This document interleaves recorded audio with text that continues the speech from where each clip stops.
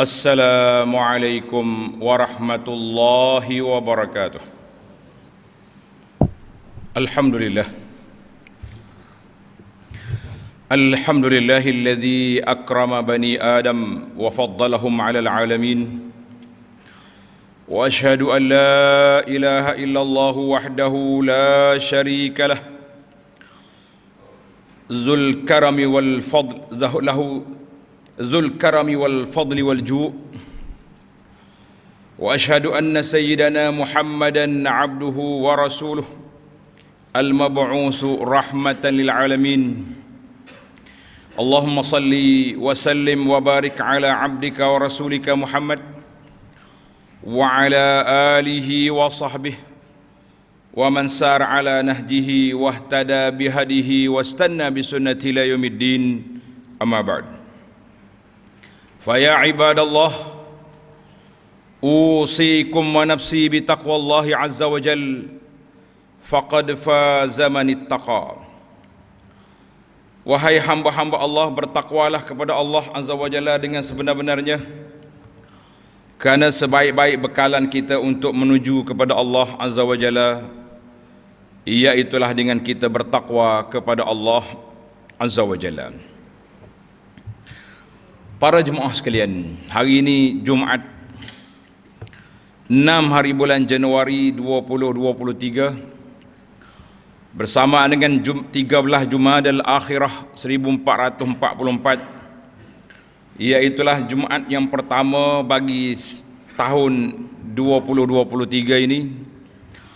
Mudah-mudahan Allah Ta'ala anugerahkan kepada kita kesihatan yang baik, keselamatan dan kesejahteraan, afiat daripada segala bala bencana dan perkara-perkara yang tidak baik dalam kehidupan dunia, lebih-lebih lagi kehidupan beragama. Maka tajuk yang kita akan bincangkan pada kali ini, peringatan awal jangan tertipu oleh kehidupan dunia. Dunia bukan syurga. Sebuah buku yang saya usahakan, nama dia Dunia Bukan Syurga. Tujuannya supaya kita sedar bahawa kita duduk di atas dunia. Allah SWT munculkan kita dunia ini untuk menjadi hambanya yang beriman, yang mengisi masa yang diperuntukkan ini dengan amal-amal saleh, dengan penuh ikhlas kepada Allah Azza wa Jalla dan mengikut sunnah Nabi sallallahu alaihi wasallam.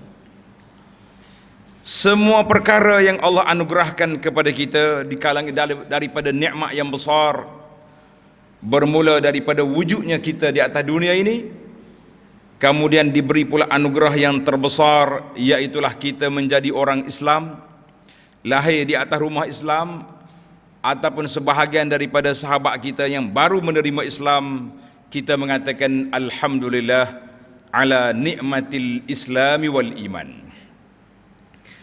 Maka para jemaah sekalian, kita sentiasa bersyukur. Allah Subhanahu wa taala berfirman dalam surah Yunus ayat 7 dengan 8, A'udzu billahi minasyaitonir rajim. Innal ladzina la yarjuna liqa'ana waradu bil hayatid dunya watma'annu biha wal ladzina hum an ayatina ghafilun ulaika ma'wahumun nar bima kanu yaksibun. Artinya, sesungguhnya orang yang tidak mengharapkan pertemuan dengan kami, dia tak percaya nak jumpa Allah di akhirat, dia tak percaya bangkit semula di akhirat, itu orang kafir. Bagi yang beriman, percaya tapi tidak begitu mantap. Sebab apa tidak mantap? Kita percaya jumpa Allah, kita percaya kepada hari akhirat, tapi kenapa kita berani juga melakukan maksiat dan kemungkaran, macam tidak ada pertemuan kita dengan Allah Azza wa Jalla, dan merasa reda, yakni puas hati dengan kehidupan dunia, serta merasa tenteram dengan kehidupan itu, seolah-olah dunia ni kita punya, lepas pada kita mati tak habis gitu saja. dan orang yang lupa ayat-ayat peringatan daripada Allah Azza wa Jalla. Ini untuk orang kafir. Dan juga orang beriman yang derhaka, ulaika ma'wahumun naru bima kanu yaksibun, mereka itu tempatnya dalam neraka disebabkan oleh apa yang mereka lakukan di atas dunia. Surah Yunus ayat 7 dan 8. Jadi bagi orang kafir yang tak percaya terus, mereka kekalah dalam neraka. Bagi orang yang beriman, percaya tapi masih lagi lupa-lupa, sama ada terlupa sungguh atau buat lupa atau dilupakan oleh syaitan, maka mereka ini tetap diazab di bawah tahta masyiatillah, di bawah kehendak Allah Azza wa Jalla, sama ada diazab ataupun dibebaskan, ataupun diazab kemudian dibebaskan. Bagi kita orang yang beriman, tetap kita akan berdoa, Allahumma ajirna minan nar, Allahumma ajirna minan nar, Allahumma ajirna minan nar. Ya Allah, jauhkan kami, selamatkan kami daripada api neraka. Maka para jemaah sekalian, Allah Subhanahu wa taala telah memberi ancaman yang berat terhadap orang yang leka, terlena, lara, terpedaya dengan kehidupan dunia. Sedangkan kehidupan di dunia ini adalah sementara dan penuh dengan tipu daya. Memang dunia ini diciptakan untuk kita, tetapi ia penuh dengan ujian dan rintangan. Allah Subhanahu wa taala hendak melihat, nak menguji kita, bagaimana cara kita berinteraksi dengan dunia, bagaimana kita mengambil kesempatan di atas kehidupan ini untuk meraih bekalan, mencari keredaan, mengikut sunnah dan acuan yang ditinggalkan oleh baginda Nabi sallallahu alaihi wasallam, ataupun kita terpedaya dengan godaan dunia, dengan mainan syaitan dan juga perangkap-perangkap yang dimainkan oleh segala jenis kelagaan dan kelekaan di atas dunia ini. Maka Allah Ta'ala peringatkan kepada kita dalam surah Ali Imran ayat 185, wa mal hayatud dunya illa mata'ul ghurur.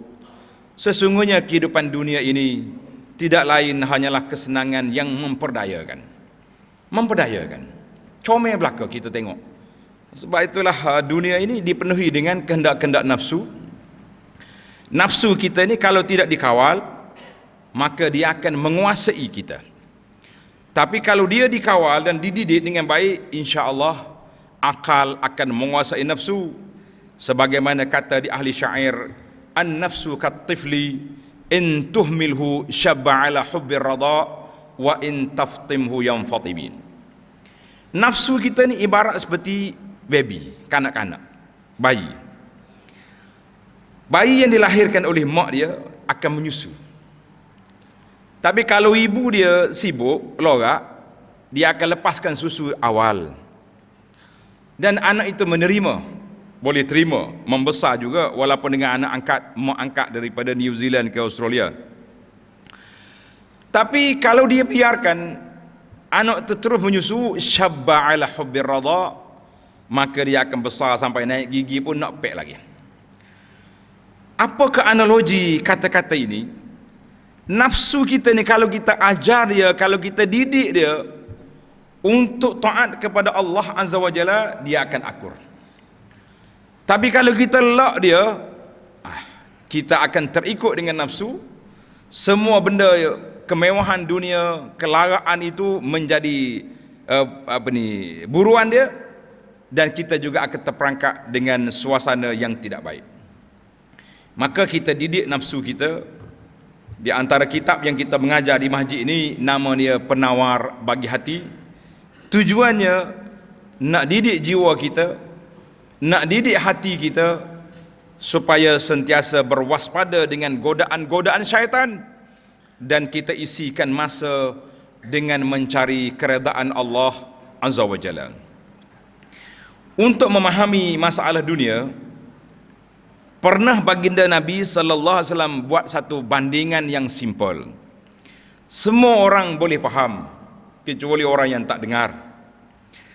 Sabda Nabi sallallahu alaihi wasallam, "Lau kanatid dunya ta'dilu 'indallahi janaha ba'udah."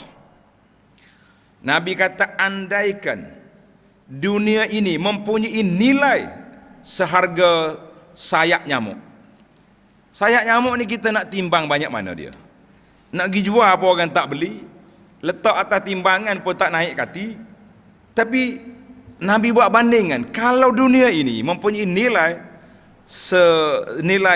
seharga sayap nyamuk, ma saqa kafiran minha syarbata ma, maka Allah SWT tidak akan beri makan minum kepada orang kafir walaupun seteguk air.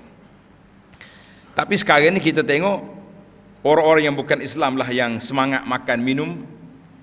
Dulu kita ada had makan, tapi sekarang ni kita pun terpedaya sama. Maka timbullah restoran yang tak ada pintu, dibuka selama 24 jam. 24 jam ngak ada je orang makan. Pergilah pukul berapa pun ada orang makan. Yang tak adanya subuh esok di masjid, itu tak jumpa cari. Ada juga hak jumpa, tapi begitulah suasana, begitulah keadaan yang kita nampak. Kita tidak nampak bahawa dunia ini medan ujian, tetapi kita menjadikan dia medan perlombaan. Para jemaah sekalian, janganlah terlalu cenderung kepada kehendak dunia sehingga terpengaruh dengan tipu daya dunia, dan janganlah jadikan dunia tempat tinggal. Tapi yang sebenarnya dunia bukan tempat tinggal yang berkekalan, kerana umur kita sudah ditetapkan. Kita akan tinggalkan dunia ni buat selama-lamanya. Sebagaimana kata ahli fikir, dunia bukan tempat tinggal tetapi tempat meninggal. Apa yang kita nak tinggalkan? Yang pertama, kita akan meninggalkan dunia. Kita akan pergi ke alam kubur. Walaupun kubur itu duduk atas dunia, kalau kita korek orang mati dalam kubur, mungkin kita jumpa, mungkin tak jumpa setelah dikebumikan lama-lama. Tetapi interaksi kita dengan orang di alam barzakh, alam kubur itu nama dia alam barzakh, stesen transit. Dunia tidak, akhirat belum lagi. Itu dia panggil dunia, dia panggil apa ni, alam barzakh. Jadi interaksi kita dengan mereka, interaksi alam akhirat. Dia duduk, jasad dia masih ada di atas dunia. Nah, itu dia panggil transit, persinggahan sementara. Maka dikatakan dunia ni bukan tempat meninggal, bukan tempat tinggal yang kekal, tapi tempat meninggal. Mana kita akan tinggal dunia. Dan apa yang patut kita tinggalkan dalam surah Yasin, ma qaddamu, dalam surah Yasin, ma qad asarhum. Jadi Allah kata kita tinggalkan kesan yang baik, kita tinggalkan ibadat yang banyak, kita tinggalkan kebajikan-kebajikan yang orang tengok akan mendoakan kita. Oh, inilah masjid yang dibuat oleh Pak Haji Fulan, inilah orang yang suka membantu orang. Biar orang lalu ke kubur kita, kita duduk dalam kubur, orang akan mendoakan kebaikan, bukan orang pergi ludah di tepi kubur kita sebab kejahatan ataupun keburukan perangai yang dilakukan oleh orang. Maka itu dia katakan dunia ini tempat meninggal, bukan tempat tinggal yang kekal abadi. Dan kita dengan dunia ini salah satu daripada dua. Kita nahnu ma'ad dunia, kita dengan dunia salah satu. Sama ada kita meninggalkan dunia atau dunia tinggal kita. Itu ya dua. Apa dia maksud? Maknanya kalau kita mati dulu, kita tinggal dunia. Orang panggil dia itu meninggal dunia dia.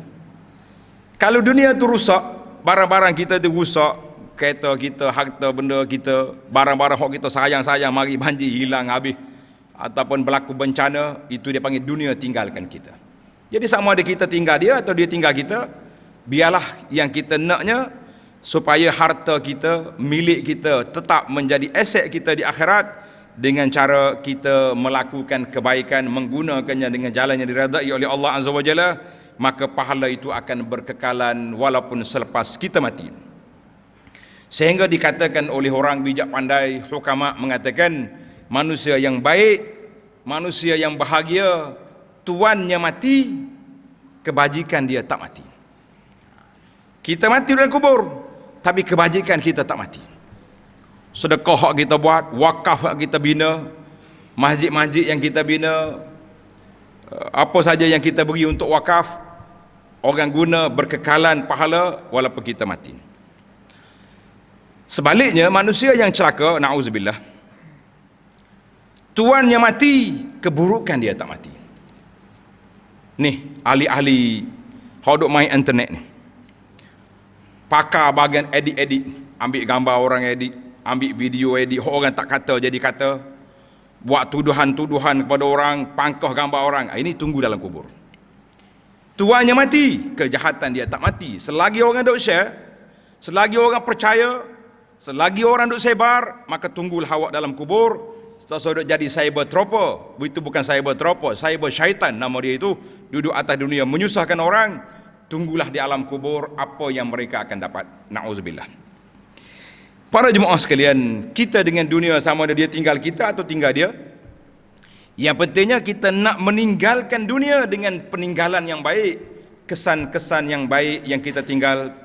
Maka karena itu dikatakan hidup di dunia ini bagaikan seorang musafir berkelana, seorang musafir yang sentiasa berjalan, singgah seketika di satu tempat dan dia akan terus perjalanan, sebagaimana pesanan wasiat baginda Nabi sallallahu alaihi wasallam kepada Sayyidina Abdullah bin Umar radhiyallahu anhuma. Nabi kata, ya Abdullah, kun fid dunya ka'annaka gharib aw 'abiru sabil. Ibnu Umar, jadilah kamu di dunia ini bagaikan seorang asing yang berjalan ataupun pengembara yang melintasi jalanan. Mana kita orang asing ni tak ada rumah sini, tak ada tempat sini. Jadi kita kenapa kita nak kumpul barang banyak? Kita ambil sekadar perlu je dah. Ataupun pengembara yang perlu bekalan untuk berjalan menuju ke destinasi. Hadzal hadis rawahul Bukhari. Jadi para jemaah sekalian, jika kita ingin meraih kebahagiaan, jangan letak dunia itu dalam kepala, dalam hati, tapi letaklah di tangan. Kalau kita meletakkan dunia dalam hati, nanti kita akan menjadi orang yang tamak kepada dunia dan tidak beroleh kepuasan bekerja, kecuali nak mengumpulkan harta dunia, tidak mengira halal ataupun haram. Sebagaimana hadis yang selalu saya baca kepada tuan-tuan dan puan-puan para jemaah sekalian, iaitulah man kanatid dunya hammahu, siapa dia letak dunia menjadi agenda besar hidup dia, ja'alallahu faqrahu baina ainihi, Allah Ta'ala letakkan kefakiran duduk di antara dua mata dia. Fakir duduk di antara dua mata. Dia tengok orang nak belaka, tamak. Walau dia banyak dah harta, tak cukup. Tamak, hasad, dendam, macam-macam perkara yang berlaku. Lish, sebab dunia dalam hati, mata mencari. Allahu Akbar. Sebab Nabi SAW sebut, hadis itu panjang, Nabi kata apa? Manusia ni tak akan pernah kenyang dengan kemewahan dunia, walaupun sudah ada pemilikan lebih daripada cukup. Setengah-setengah orang ni kita tanya dia, aset dia banyak mana ada? Oi, banyak, juta-juta. Kalau hidup sejuta tahun lagi pun tak habis-habis nak makan. Oi, tomok lagi, berebut lagi, nak kata apa? Allahu Akbar. Maka Nabi sebut dalam sebuah hadis, lau anna li ibni adam wadiyan min zahabin ahabba an yakuna lahu wadiyan. Kalau anak Adam tu memiliki satu lembah emas, lombor emas dia ada, dia nak lombor yang kedua. Wala yamla'u fahu illa turab, tidak akan penuh dalam mulut anak Adam rakus tamak ini kecuali dimasukkan tanah, masuk dalam kubur baru senyap. Wa yatubullahu ala man tab, Allah Ta'ala menerima taubat orang-orang yang kembali bertaubat. Hadzal hadis rawahu al-Bukhari. Maka para jemaah sekalian, sebagai orang yang beriman, kita nak jadi orang yang saleh, orang yang peka dan sedar tentang kehidupan dunia ini. Maka dia akan mengambil dunia yang halal, yang haram dan syubhat diketepikan. Maka kita berusahalah mencari rezeki yang halal. Jangan menipu dalam jual beli, jangan berbohong dalam perjanjian kita. Jangan buat perkara-perkara yang mengundang kemurkaan Allah Azza wa Jalla. Dia hidup jual benda-benda haram tu kenapa? Tak boleh. Ekonomi, nak jaga ekonomi, nak jaga macam-macam dia punya bisnes. Kita kata bisnes, tapi kita dengan Allah Azza wa Jalla tetap akan dipersoalkan halal atau haram harta yang kita guna itu. Setelah kita mendapat harta pula, kita akan gunakan ke jalan yang diridai oleh Allah Azza wa Jalla.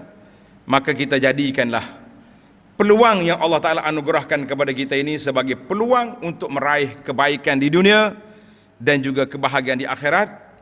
Allah peringatkan kita dalam surah Al-Munafiqun. Untuk maklumat para jemaah sekalian, kita baru je khatam beberapa hari lepas surah Al-Munafiqun di masjid kita ini. Di akhir surah, setelah menceritakan kerenah-kerenah perangai buruk munafik, suka berbohong, suka menipu, suka hina Islam, akhir kali Allah bawa kepada kita ayat, ya ayyuhalladzina amanu la tulhikum amwalukum wala auladukum an zikrillah wa man yaf'al zalika faulaika humul khasirun. Wahai orang-orang yang beriman, janganlah kamu dilalaikan oleh urusan harta benda kamu dan juga anak pinak keluarga kamu daripada mengingati Allah, iaitulah kita tetap menjalankan perintah Allah walaupun sesibuk mana kita. Dan ingatlah, siapa yang melakukan demikian, lara dengan dunia, lara leka dengan harta, lalai dengan keluarga, maka mereka itulah orang-orang yang rugi. Surah Al-Munafiqun ayat 9. Kemudian Allah Ta'ala ceritakan penyesalan orang yang ada harta tak mau derma. Mereka akan minta, Rabbi laula akhartani ila ajalin qarib fa as-saddaqa wa akum minas salihin. Ya Rabbi, malaikat maut dah datang, harta aku belum lagi sedekah, minta tangguh sedikit. Untuk apa? Nak jadi orang baik, nak sedekah. Allah SWT telah menegaskan nyawa ataupun ajal tidak akan ditangguh lagi apabila sudah sampai masanya. Jadi para jemaah sekalian, kita sekarang ini sedang bernyawa, harta masih lagi di tangan kita, maka bekerjalah untuk menjadikan aset harta itu supaya dia menjadi milik kita. Apabila kita mati, harta itu menunggu dalam kubur. Sebagaimana kata ahli-ahli fikir, kai kafan tak ada poket, nak bawa duit tak boleh, tapi kita boleh hantar harta kita untuk menunggu kita dalam kubur, yang menjadi payung yang meneduhkan kita di akhirat nanti. Sebagaimana kata Nabi sallallahu alaihi wasallam, seorang itu akan duduk di bawah fi tahta zilli sadaqatihi yaumal qiyamati, duduk di bawah bayangan sedekah yang dia buat di atas dunia ini pada hari akhirat nanti. Maka perbanyakkanlah sedekah, perbanyakkanlah amal-amal kebajikan, semoga kita selamat di dunia dan aman di akhirat. Kita gunakan dunia ini untuk kepentingan akhirat. Allah Ta'ala sebut kepada kita dalam surah Al-Qasas ayat 77, wabtaghi fima ataka Allahu daral akhirah wala tansa nasibaka minad dunya. Dan tuntutlah dengan harta kekayaan yang telah dikurniakan Allah kepada kamu akan pahala dan kebahagiaan akhirat, dan janganlah engkau melupakan bahagianmu, yakni keperluan bekalan kamu di dunia. Mana harta yang kita ada kita simpan untuk kita guna masa kita hidup, tapi bekalan yang besar untuk akhirat. Wa ahsin kama ahsanallahu ilaik, dan berbuat baiklah kepada hamba-hamba Allah, orang yang memerlukan kita bantu, sebagaimana Allah berbuat baik kepada kamu dengan pemberian nikmatnya yang melimpah-limpah, nikmat yang begitu banyak. Wala tabghil fasada fil ardi, dan janganlah engkau melakukan kerusakan di muka bumi. Innallaha la yuhibbul mufsidin, sesungguhnya Allah tidak suka kepada orang yang buat kerusakan. Surah Al-Qasas. Namun begitu, walaupun pesanan demi pesanan, peringatan demi peringatan, Allah kata masih ramai lagi di kalangan umat Islam yang terpedaya mengutamakan kehidupan dunia. Sebagaimana dalam suratul A'la ayat 16-17, bal tu'thirunal hayatad dunya wal akhiratu khairun wa abqa, tetapi kebanyakan kamu tidak melakukan demikian, bahkan kamu utamakan kehidupan dunia, padahal kehidupan akhirat lebih baik bagi kamu daripada kehidupan dunia yang sementara ini. Maka para jemaah sekalian, pada saat yang kita ada ini, sama-samalah kita berdoa kepada Allah Azza wa Jalla agar mengangkat segala ujian kepada kita. Sama ada banjir yang melanda kawasan ini, kita minta Allah selamatkan kawasan kita, saudara-saudara kita, orang-orang yang telah dilanda oleh banjir, supaya mereka bersabar dan Allah ganti yang lebih baik pada mereka. Dan perbanyakkanlah amal-amal yang saleh, banyak bermunajat kepada Allah Azza wa Jalla, kerana sudah ada tanda-tanda COVID berapa belas ni muncul kembali di beberapa negara, dan juga ada juga yang sudah sampai ke sebahagiannya sudah memasuki kawasan-kawasan negara kita. Kita minta selamat supaya Allah selamatkan kita. Kita tidak mahu lagi masjid kita ditutup, kita tidak mahu lagi masjid kita dikurung, majlis-majlis agama, majlis-majlis ilmu terhalang. Maka para jemaah banyaklah munajat kepada Allah, dan jangan lupa penuhkan masjid sebelum masjid ditutup. Dan juga kita berdoa kepada Allah SWT supaya penyakit-penyakit yang melanda masyarakat kita seperti penyakit riba, penyakit rasuah, penyakit judi, penyakit berebut kuasa, tenyih-menenyih sama sendiri sama-sama umat Islam, Allah Ta'ala angkatkan supaya masyarakat berada dalam keadaan yang baik di saat kita sedang menghadapi berbagai-bagai ujian pada saat ini, ya Rabbal Alamin. Para jemaah sekalian, pada hari Jumaat dan hari-hari yang lain, sentiasalah berselawat ke atas Nabi SAW, kerana perintah Allah dalam Al-Quran, Inna Allaha wa malaikatahu yusalluna ala nabi, ya ayyuhalladzina amanu sallu alaihi wa sallimu taslima.